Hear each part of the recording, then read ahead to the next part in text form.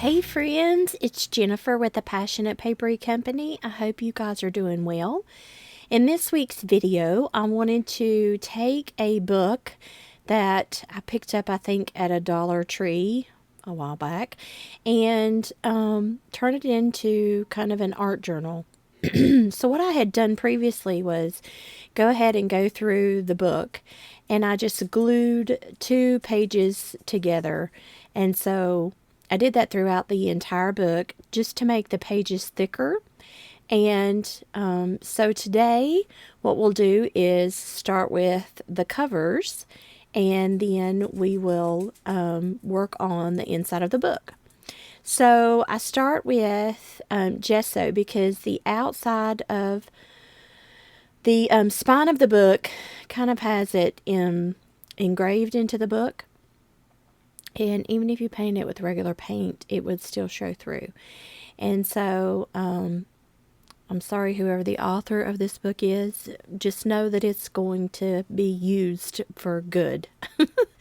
So anyway, I just took some gesso and just sort of put layers on top of layers of gesso on here and just dried them in between just to kind of fill in the areas where the engraving was on the spine. So that's what you're going to see me do. Just go back and forth and fill in layers upon layers and dry them and that sort of thing.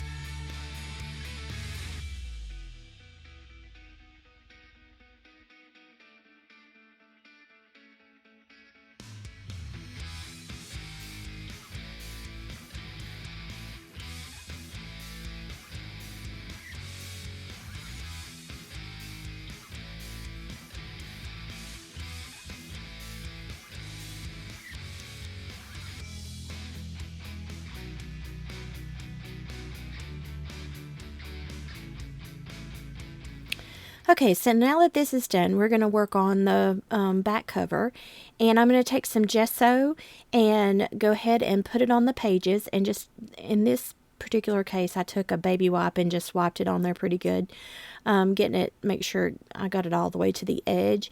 And what gesso does is it puts a grit on your paper, but it also allows your product to absorb better, whatever you're going to use. So that's why you're going to see me dry it here on this page and apply it to both pages, because I'm going to be using some mica spray that I take mica powder and put it in a spray bottle with some water and shake it up really good.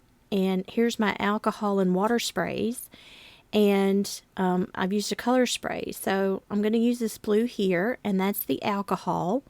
You'll see it because it always disperses in bigger bubbles, whereas water will not. It will just run, and you're going to see the water right here. You can see how it just makes it sort of fade out, and it's just very runny.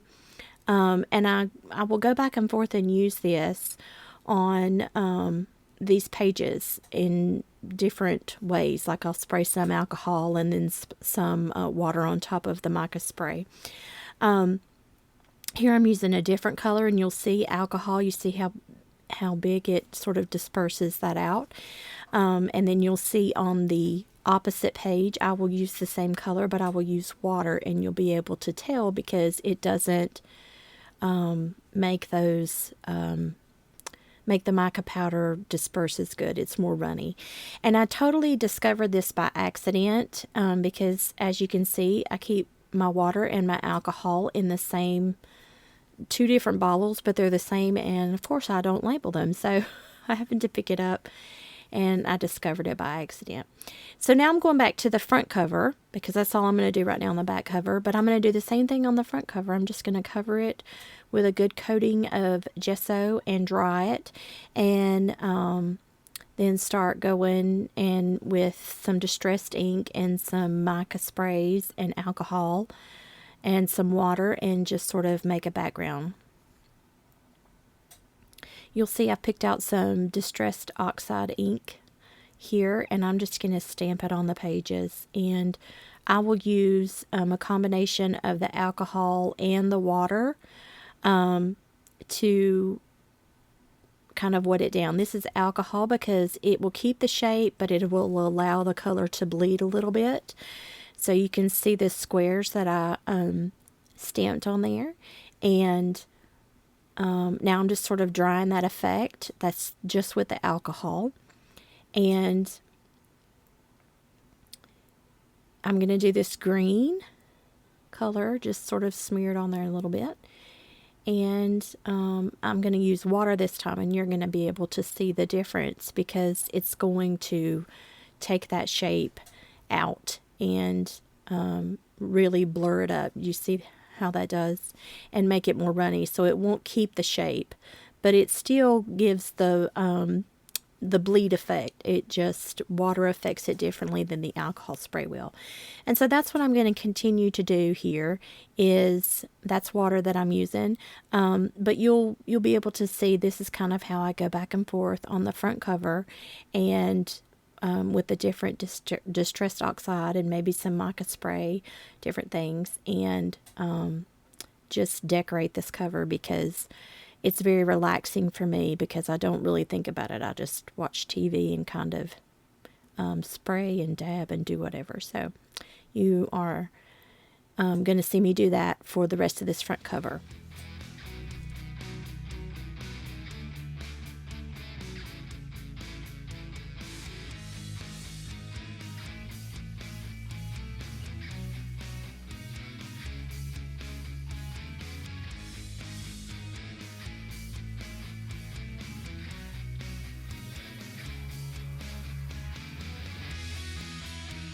So now I've decided to take some just plain acrylic paint, and if you have gesso down on your surface before you do all of that, then theoretically it should not bleed through to the other side.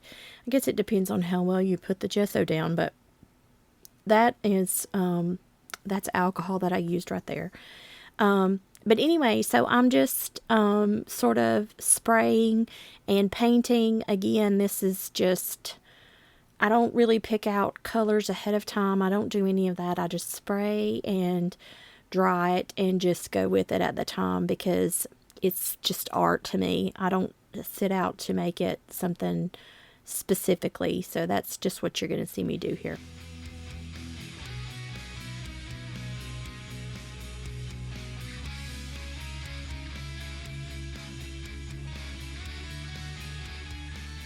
I do not have a heat gun like everybody else does that I see on crafting channels whenever I watch them. They have this pretty little heat gun. I have this, it's my husband's. It's a Porter Cable heat gun. So I cut it down on the lowest setting, or, kind of mess around with the settings a little bit, and that's just what I use.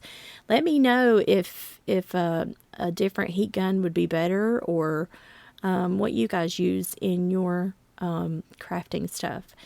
And so now I'm just taking a Sharpie marker and just drawing some different things on here, just whatever I feel like.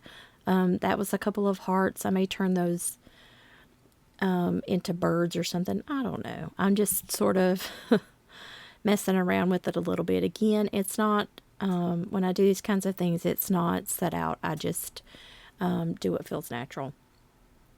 And so now I'm going to take some colored pencils and just, they're watercolor pencils or Prismacolor pencils. I'll try to find the link in Amazon, I think, is where I got them from. But I love using these pencils because if you use it on gesso, well, if you use it really on anything and then you wet it, it will, it's like I guess like a watercolor. It will make the color kind of fade where it doesn't look like a crayon. So But here I'm just taking and I've decided to draw like some mountains or some hills, whatever you want to call that. And I'm just going back in and coloring with my pencil. And when I get done with this, I'm going to take some water and spray on it and kind of go back and forth and just mix that color in a little bit better.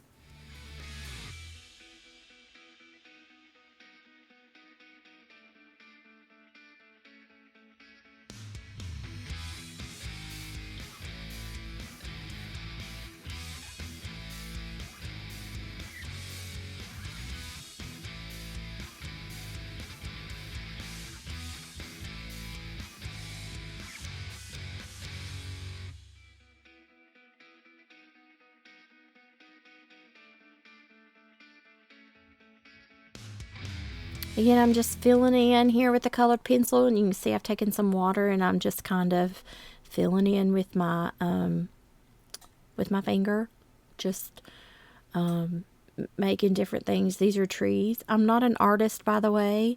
I don't claim to be an artist at all. I've just these are basic things that I've just watched people do and just kind of picked up on my own. So I'm just kind of drawing some trees in the background, smudging them out a little bit. And I like to use a lot of different elements whenever I do an art journal.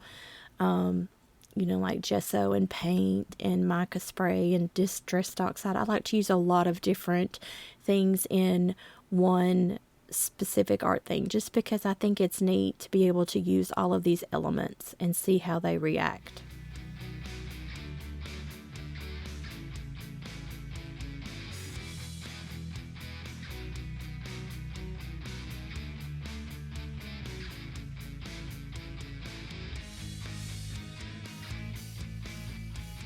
And so now I'm going to take some gesso and just go back and kind of lighten up some areas with my finger. I'm not really, again, planning anything. I'm just sort of lightening over areas that I think are too dark, or I want to sort of fade into the background a little bit but still be seen.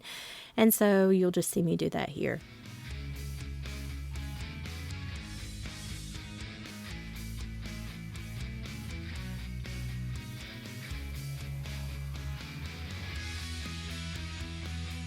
Again, I'm taking some distressed oxide ink with my, I don't know what you call these things, the little foam dauber, I guess, and just sort of, I'm going through and making some different stencil designs with the distressed oxide ink.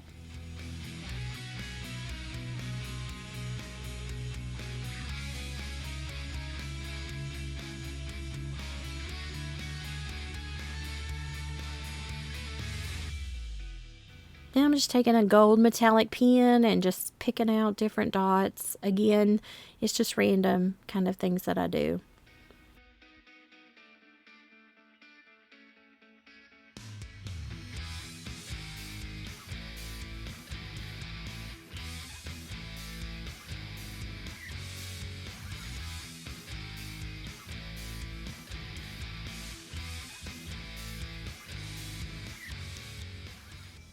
Now I'm going to use a matte gel and just go through with a stencil and just go over some spots on the pages and try to give it some texture. And you can see I'm just going through with white and I'm just making marks with my I don't know what you call that, I guess a spatula, and I just go through and draw some lines in it.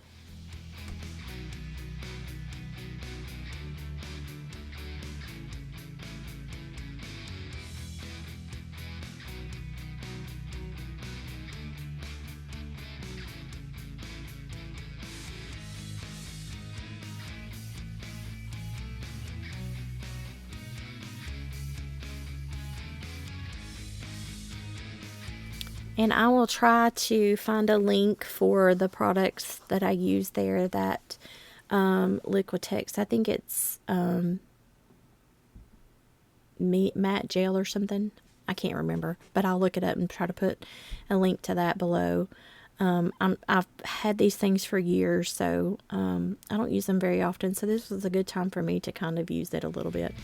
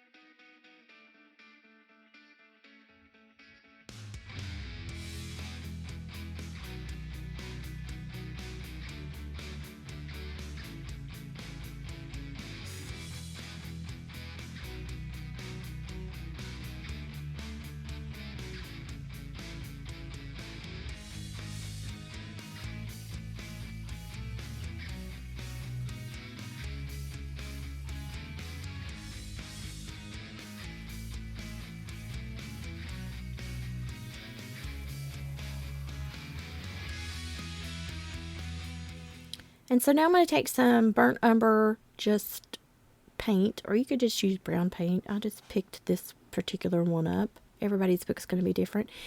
And because of the red cover, the cover is red, and I'm going to change that cover eventually on the outside. But on the inside of this page, I wanted it to be brown, the area where the red was showing. So I just went around with the paintbrush and just kind of painted it on there.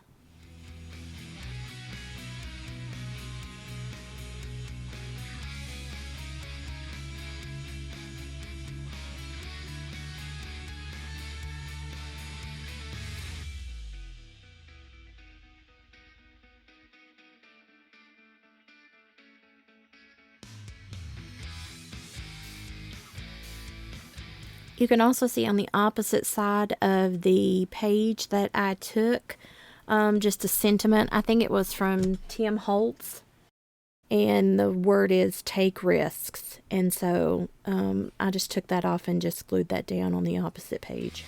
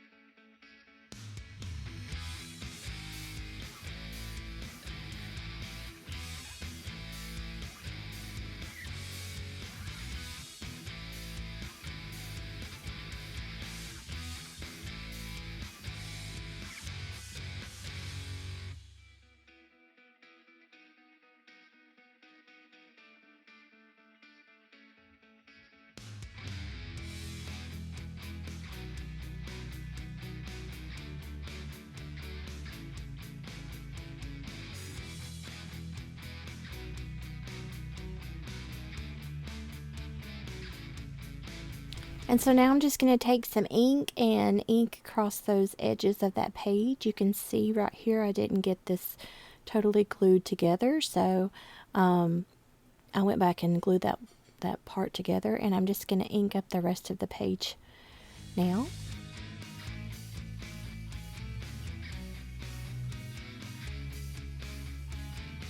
And here is the finished front cover of the page. I think it turned out really well.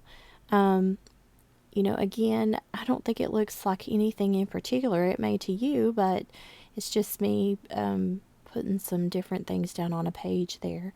And I really like the way it turned out. So this is dry basically, but whenever you put a lot of product on pages and you put them together to dry flat like that, they sometimes can get sticky. So I just put a piece of parchment paper in between the two sheets, and I'm going to let it dry flat like that. So here's the back cover that we did earlier on in the video. So I hope you guys enjoyed this video and got some inspiration. Thanks for watching.